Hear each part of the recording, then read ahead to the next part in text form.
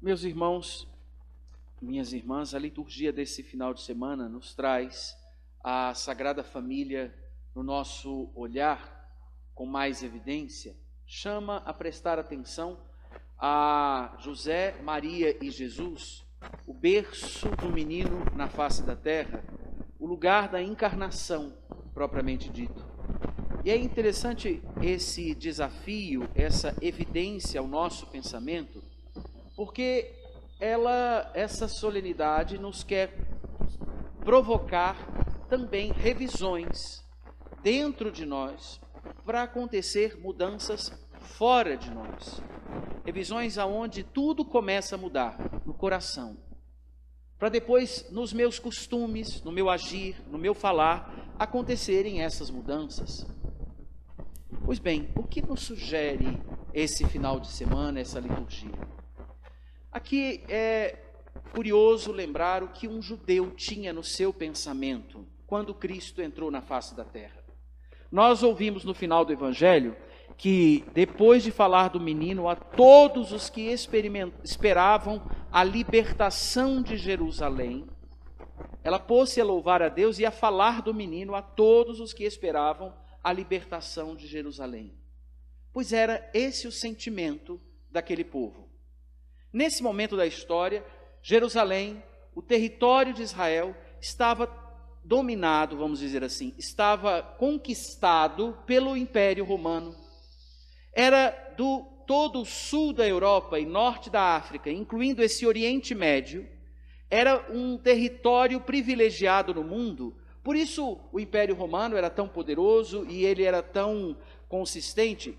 Eles encontraram uma forma de estarem no centro do mundo, conhecido, e no mundo favorecido, porque era beira-mar,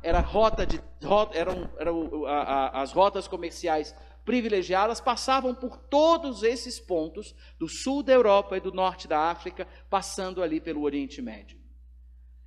E era interessante que esse povo que estava conquistado pelo Império Romano, esperava novamente ser um povo independente, liberto. E o que eles tinham na memória como expressão de um povo independente e liberto? O tempo de Davi. Davi compôs, foi aquele que reuniu o povo disperso. Davi foi uma expressão de Jesus, reunindo os dispersos. Ele foi feito rei no lugar de Saul, e ele reuniu todo o povo de Israel, toda a nação de Israel, e congregou esse povo no que eles foram, num primeiro tempo, foram um povo independente, guiado e governado por Deus, com território próprio, com um rei próprio. A casa de Davi passou então a ser o lugar onde Deus, a partir de onde Deus governa o seu povo.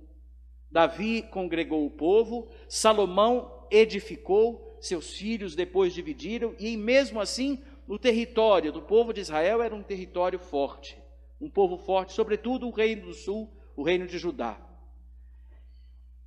A memória de um povo independente e próspero que vencia as guerras e Deus vencia neles, era o que se entendia como um povo livre.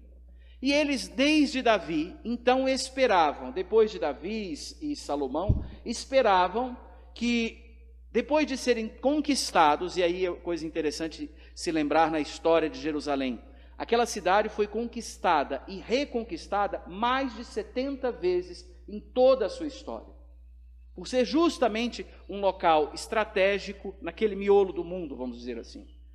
O povo esperava novamente essa libertação, e da casa de Davi viria alguém que os tornaria independente do Império Romano, os tornaria independente do povo e dos povos ao redor, e os faria livres.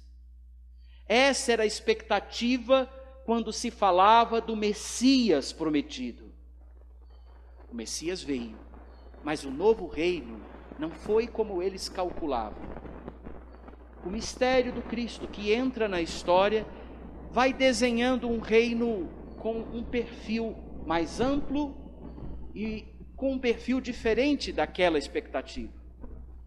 E aqui é curioso pensar então, o povo tinha uma expectativa de libertação, de ser uma nação onde Deus era o seu centro. Também nós, hoje, temos essa expectativa.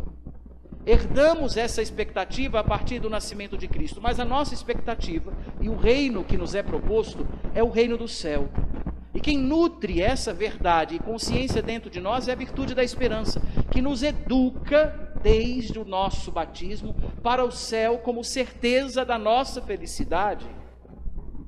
Então, dia a dia, um cristão que é batizado começa a pensar e raciocinar e falar e calcular felicidade a partir do seu batismo, esperando ver Deus face a face. Mas enquanto ainda não vê, o encontra nas suas fontes, no batismo que lava, na reconciliação, do sacramento da reconciliação ou confissão, onde ele nos recoloca junto com eles, com ele, com o perdão. Com a Eucaristia, ele nos nutre. Nos sacramentos de serviço, a ordem e o matrimônio nos ensina a não nos fecharmos em nós mesmos. A unção dos enfermos, junto com a confissão, é chamado o sacramento de cura, para curar o mal que assola e dissipa o homem e que faz ele ter a expectativa, a realidade de onde se parte a expectativa, o coração dividido. Ali a cura é, mais do que nunca, apagar as linhas do egoísmo, apagar as linhas das divisões que o pecado gera em nós, para ter o coração pulsando, e essa é a condição, o coração pulsando um amor só. Quem quer entrar no céu vai nutrindo-se, se nutrindo da presença de Deus nas suas fontes, até o dia em que veremos Deus face a face. A nossa expectativa agora é essa. E o que é que a Sagrada Família nos ensina? E o que nos propõe a pensar diante dessa expectativa? Não existe passe de mágica para se entrar no reino do céu. O reino do céu é o reino de Deus, que é amor. O amor não é uma coisa que se experimenta ou se começa a viver na hora da nossa morte e assim seja. O amor, ele é um assunto desde que nós fomos criados por Deus, lá no primeiro homem e a primeira mulher. Um assunto que depois da queda virou tema de preocupação de Deus, a ponto de Deus ocupar-se de proteger o homem, de buscar o homem, e chegar ao tempo em que o seu filho, por vontade dele, o Pai, entra na história. Para quê? Para fazer-se em tudo semelhante aos homens, exceto no pecado. Por isso, o reino do céu é um caminho humano também para nós. É um caminho que acontece nas condições da minha carne, nas condições e tempos da minha cultura. Não é uma ilusão ou uma ideia, uma virtualidade que se propaga com ideias bonitinhas no WhatsApp, Facebook e outros meios de nossos meios de comunicação, as plataformas sociais. Não. O reino dos céus, ele é o reino do amor, que eu entro quando escolho caminhar com Cristo. E vou, como nós dissemos na oração, vou me unindo a Ele e a todos os que estão ao meu redor, como nos dissemos na oração do dia hoje, por laços de amor. Laços que foram perdidos e são perdidos pelo pecado e recompostos no caminho feito com Deus. Laços perdidos no pecado e recompostos no caminho feito com Deus. E assim, a família é o lugar onde Deus começa a compor. Se no ventre da mulher ele gera o filho, no seio da família ele termina de gerar esse filho para que ele cresça em idade, estatura e graça para ser um filho de Deus e tome consciência de que é ser filho de Deus. Crescer nunca foi fácil. Crescer dói, porque é sair do ponto onde eu estou para onde Deus me quer levar. E sabe, desafiar alguém a crescer é ter na consciência, e nós cristãos não podemos fugir disso, que nós vamos experimentar o confronto com daqueles que estão muito instalados, incluso nós, e quando ouvem uma voz de coordenação, de governo, de condução, de orientação, nós ouvimos muitas vezes o que queremos porque não queremos ousar os passos que nos movem e nos revigoram o coração para pulsar um só amor e não pulsar tantos amores como nos sugere o pecado dentro de nós. O desafio nosso diário é recompor laços de amor com Deus. Não se aprende a compor laços senão vivendo o amor, confiando. Confiança não se teoriza, confiança se ganha confiando, se ganha ousando, porque Deus tem razão. Se ganha olhando para frente e calculando o céu como felicidade e saindo dos medos, da mesquinhez que eu vou girando, que eu vou me envolvendo, e viram nuvens no meu momento presente. Olhar para o futuro, pensar o céu na minha história. Os laços de amor são recompostos no convívio com Cristo. E a família é o primeiro lugar onde isso acontece. Por isso Cristo entrou numa família. Teve pai, teve mãe, teve a linhagem de um povo. E esse Cristo abriu-nos as portas, porque fez entender que agora, o povo que espera ser um reino só, são todos os que crerem nele. Eu quero terminar essa nossa homilia pensando aquilo que nos disse, o nosso bom São Paulo na carta aos Colossenses hoje. Que a paz de Cristo reine em vossos corações. O desafio de seguir Jesus Cristo é um desafio de deixar cair, esse menino é causa de queda, deixar cair o que não é coisa do céu na minha vida, não é comportamento do céu, não é expressão do céu, não é deixar cair as divisões, vencer as divisões, deixar cair o homem velho, o homem que se guia simplesmente por suas ideias, e reerguimento, deixar nascer um homem que confia em Deus de fato. Essa é a paz da nossa história, essa é a paz das famílias.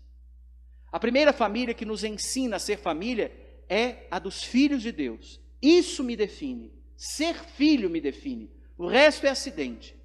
Ser filho de Deus me reintegra, me ensina a ouvir, a obedecer, me ensina a valorizar o pai, a mãe, como gente que Deus me deu como missionário na minha história. Eu para eles sou missão. Meus pais são missionário do céu na minha vida. E eu depois vou ser missionário de Deus aonde Ele me enviar. Eu quero desafiar vocês com um exercício essa semana. Nós costumamos rezar nos mistérios gozosos do terço, os mistérios do Senhor que entra na história, o anúncio do anjo à Virgem, depois nós rezamos a visita de Maria a Isabel e o nascimento de Jesus. E eu queria sugerir a vocês que nessa semana rezem esses mistérios com mais atenção. Se possível, rezem estes mistérios a semana inteira, o quanto puderem. Padre, mas o que o senhor sugere para isso? Quando eu penso o terceiro mistério, o nascimento de Jesus, sempre me vem à mente que assim como Maria foi mãe do Redentor, de Maria nasceu o Senhor, aonde ela estava, ela trouxe o menino a olhos vistos, o céu a olhos vistos, também eu devo fazer Jesus nascer. Como é que eu faço Jesus nascer? Se caminhar com Cristo é o que congrega todos nós, na única família, que tem como modelo a família de Nazaré, e nos ensina a fazer de nossa casa uma casa onde Cristo é o centro, como é que eu faço Jesus nascer? Primeiro, deixando Ele ser presença em mim. Sendo humilde a ponto de perguntar, Senhor, o que queres que eu faça? Aprendendo a dosar as arrogâncias de mim, independente, para me fazer saudavelmente dependente de Cristo. Ser aprendiz. O aprendiz é aquele que, como diz o Salmo, já é feliz porque na lei do Senhor Deus vai progredindo. Não é feliz porque já chegou ao céu, mas é feliz porque encontra Deus e faz do caminho já sua experiência do céu. Você é capaz de ouvir Jesus Cristo? Você é capaz de acolhê-lo? Você é capaz de deixar ele ocupar o centro do seu coração? Ou dói muito crescer se diminuindo? Dói muito crescer obedecendo? Dói muito crescer perdendo as ideias? Será que dói muito confiar em Deus? Te garanto uma coisa: quem deixou na história as marcas mais bonitas de felicidade foram aqueles que se esvaziaram para viver um tempo conturbado aqui, mas um tempo abraçando a certeza de Cristo como o amor da sua vida e não as opiniões de quem preferia se conduzir pelas trevas. Os modelos de família, onde Deus não é o centro, passam e nós vivemos um tempo confuso disso. Nós ensinaremos o céu ao mundo vivendo o céu na nossa vida. Daí nascem os discursos. Mas não seja fake de falar sem se converter. Essa é a nossa ousadia. Ousemos nessa semana rezar o terço, sobretudo os mistérios gozosos, e pensar como fazer Jesus nascer ao meu redor. Onde Ele está, a família de Deus acontece. Amém.